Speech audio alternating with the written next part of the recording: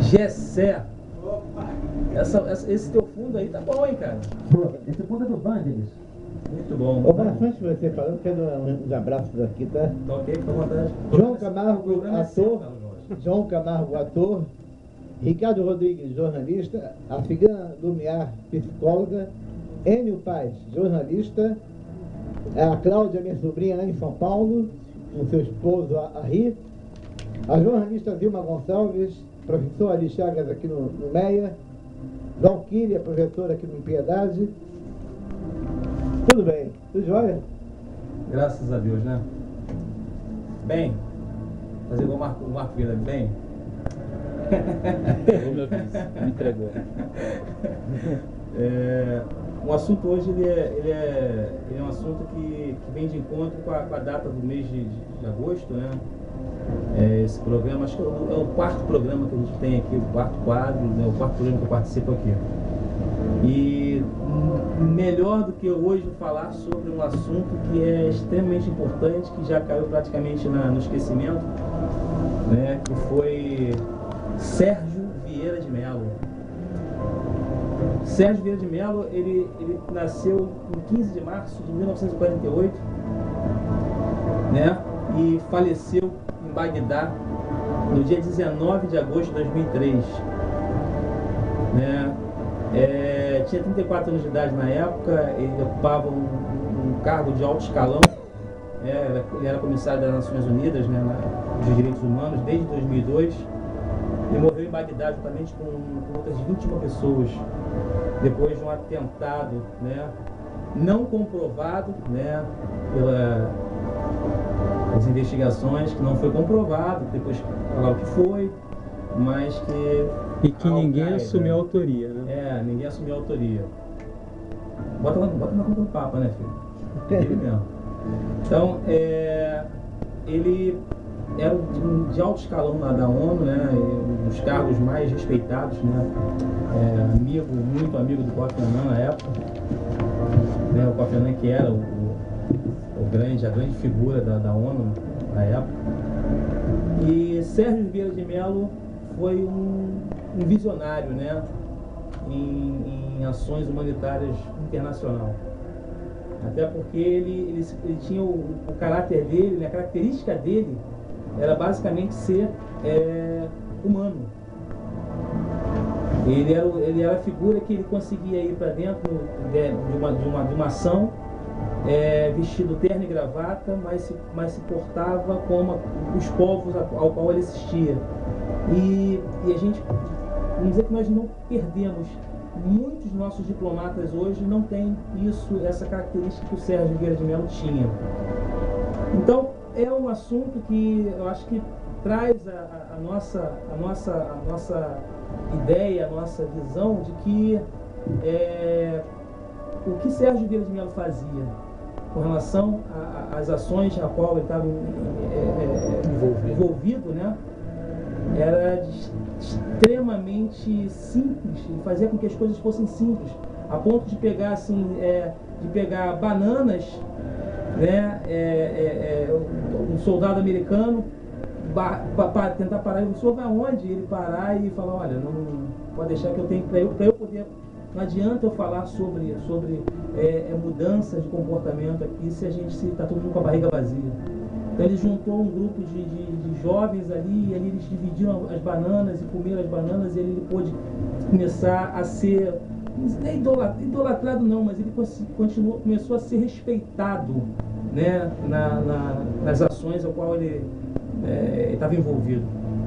Então, a gente conheceu um pouquinho desse homem que teve uma característica marcante na história da ONU, né, que virou filme, virou livros, né, documentários, né? Então, poucos, eu acho que, pelo menos na história da ONU, eu acho que você não teve um elemento que tenha se transformado uma celebridade, né, até nos meios de comunicação com relação a como foi Sérgio Vieira de Mello. Ele era filho dos brasileiros Gilda dos Santos e Arnaldo Vieira de Mello, diplomata brasileiro, e posteriormente aposentado compulsoriamente pelo regime militar. Sérgio Vieira de Mello acompanhou seu pai em várias missões pelo mundo, ou seja, ele já tinha isso uma vez perguntado a ele: você não tem vontade de ser diplomata do Itamaraty? Ele disse: nem um pouco. Até ele sentia uma série de... Ele tinha um sentimento vamos dizer que ele tinha uma mágoa muito grande de terem feito o que fizeram com o pai dele. Tá? Vai falar, Omar? E a pessoa também não precisa se limitar somente em servir seu país no Itamaraty. Como diplomata servindo o Brasil, você serve ao Brasil servindo o mundo. Você pode abraçar o mundo abraçando sua aldeia, ou abraçar sua aldeia abraçando o mundo. E outra coisa interessante é que ele sai daqui do Rio de Janeiro, carioca ele, né? Ele sai do Rio de Janeiro para estudar na Sorbonne, na Universidade de Paris, onde ele foi fazer licenciatura, e o mestrado para ensino de filosofia, em 1969 e 1970, respectivamente, né? Então, durante os 4 anos que se seguiram, Sérgio Vieira de Mello ele prosseguiu seus estudos de filosofia na Universidade de Paris, que é o Panteão Sorbonne, ou seja, a Universidade de Paris I, que é o Panteão Sorbonne, ao fim dos quais obteve um doutoramento do 3º ciclo em 1985. O doutorado de Estado em Letras e Ciências Humanas com a tese Cívicas Máxima. Então, ele tornou-se funcionário da ONU em 1969, mesmo ano em que seu pai, então embaixador, foi aposentado compulsoriamente dos quadros do Ministério das Relações Exteriores brasileiro. Passou a maior parte de sua vida trabalhando no Alto Comissariado das Nações Unidas para os Refugiados, o UNHCR, ou ACNUR, em português, servindo em missões humanitárias de manutenção de paz em Bangladesh durante sua independência, só em lugar conturbado. Ele disse para a mãe dele, eu estava vendo o documentário dele, ele disse para a mãe dele o seguinte: a mãe dele disse: mamãe, eu cato problema. Eu cato problema. Eu trago problema. A gente tem que resolver problemas. Quer dizer, o cara que já tinha uma situação financeira já definida, o cara que foi estudar na França, em Paris, ele podia, 1000 vezes, podia estar ali, vou me preocupar com esse tipo de coisa, não. Cada um com seu cada um. É o que a gente vê hoje, né? Na nossa história do Brasil hoje, a gente vê muita coisa nesse sentido. A pessoa que sabe usar suas aptidões procurando alguma coisa que o desafie também, né? Esse comodismo, como você mesmo está dizendo, e olhar para o seu próprio umbigo. E outra coisa, ele não para por aí não. Em 1974, ele vai para, após a invasão turca, em 1974, ele foi atuar no Sudão e em Chipre. Só em área de extremo perigoso. Só bravo mesmo, só coisa pesada. Por 3 anos foi responsável pelas operações da UNHCR em Moçambique. Um período extremamente conturbado na região de Moçambique. E ele sentava assim frente a frente com os líderes, cara. Só para ter uma ideia, para quem não sabe, essas regiões na época eram regiões de revoluções, de guerras. Moçambique viveu uma sangrenta guerra, as pessoas não fazem ideia. Moçambique foi em 1975, ela seguiu uma... durante essa guerra civil em 1965, o país era banhado em sangue. E depois no Peru, ele também foi no Peru. Lugares extremamente complicados. Em 1981, foi nomeado conselheiro político sênior das forças da ONU no Líbano. Em 1982, decepcionou-se com os ataques sistemáticos do Hezbollah a partir do território libanês a Israel, o que acabou por iniciar a guerra do Líbano com Israel, invadindo o território daquele país, visando desarmar o grupo terrorista financiado pelo Irã e apoiado pela Síria. Olha onde que o cara estava. Terreno minado. Eu vi no documentário dele que o que traumatizava mais, deixava mais traumatizado, era a quantidade de crianças que apareciam, que pisavam em minas terrestres. Então, quando não morriam, decepavam a perna, amputavam a perna assim. Região africana, Angola, Moçambique, ainda até hoje sofre com minas. Depois disso, ele desempenhou diversas funções importantes no UNHCR, que é o ANCUR, em 1983 a 91. Foi chefe do Departamento Regional para a Ásia e Oceania e diretor da Divisão de Relações Externas. Entre 91 e 96 foi enviado especial do Alto Comissário ao Camboja. Olha onde, cara, o cara foi enviado. Como diretor do repatriamento da Autoridade da ONU de Transição do Camboja, UN Transitional Authority in Cambodia, UNTAC, tendo sido o primeiro e único representante da ONU a manter conversações com o Khmer Vermelho. Alguém já ouviu falar em Khmer Vermelho? O Khmer Vermelho simplesmente matou 1 milhão de pessoas. Eles mudaram, eles pegaram toda a população das cidades e levaram para o campo. Isso à força.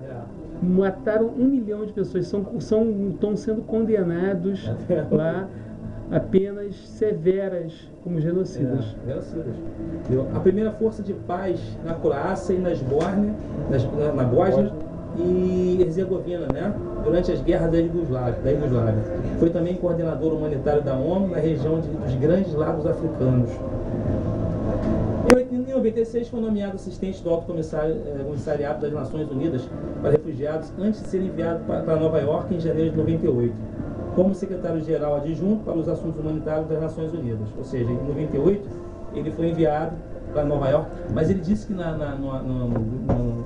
nesse Márcio, dele... o assunto está sendo tão legal que chegou a 750 acessos. Que beleza. Vamos lá. Obrigado aí ao pessoal que está ouvindo aí, né? Vamos participar, né? Vamos participar. Em 96 foi nomeado assistente do Alto Comissariado das Nações Unidas para Refugiados antes de ser enviado para Nova York. No documentário dele, ele não gostava de ficar, né, nesses países que não estavam em conflito. Era impressionante o negócio desse, cara. O cara não gostava, ele queria estar nos locais que estavam em conflito. Porque tanto é que não lançaram um filme, um livro dele, né? Um livro sobre a biografia dele, sobre a vida dele como diplomata. E justamente o nome do livro é esse: O Homem que Queria Mudar o Mundo. Né? O Homem que Queria Mudar o Mundo. Então, como secretário junto para as Assuntos Humanitários das Nações Unidas.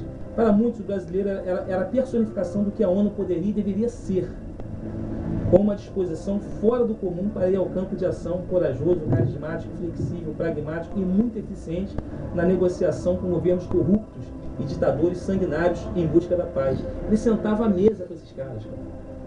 E os caras recebiam ele e ele saiu vivo. Eu acho que ao invés de assistirmos filmes mostrando as guerras, eu acho que nós deveríamos assistir filmes falando como agem pessoas como o Sérgio Vieira de Mello para poder efetivamente ter uma atuação e eu digo assim, melhor no mundo. Você que é de universidade e quer mostrar um pouco para o universitário o que eles devem fazer,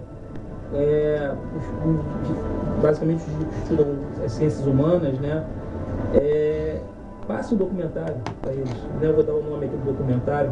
Passe um documentário para esses universitários, para eles poderem entender que o papel deles não é estarem atrás de uma mesa, é estarem em ação, fazendo com que as coisas possam mudar, porque só a mobilização dessa forma é que a gente vai conseguir ter um país, um mundo bem melhor, né? Para que as pessoas possam viver fraternalmente, né? Porque um homem como ele, que tinha tudo para ser de uma outra forma, viver uma outra vida, de uma outra realidade, ele conseguiu ir até o fundo do poço para poder entender o fundo do poço, que eu digo assim, ele conseguiu ir lá no fundo, no âmago da situação, para poder entender qual era o problema que a humanidade está vivendo hoje. Então, isso aqui que é bem bacana da parte do Sérgio Vieira de Mello.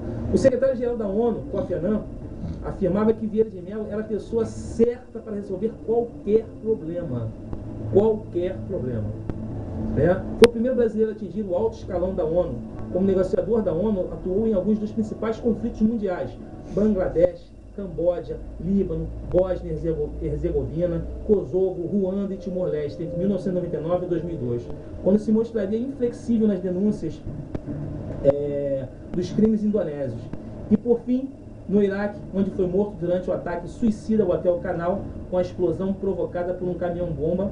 O Hotel Canal era usado como sede da ONU em Bagdá há mais de uma década. Justamente Bagdá era dele, né? Além dos 22 mortos, cerca de 150 pessoas ficaram feridas no ataque, o mais violento realizado contra uma missão civil da ONU até então, atribuído pelos Estados Unidos à rede Al-Qaeda. O ataque provocou a retirada dos funcionários estrangeiros da organização do território iraquiano.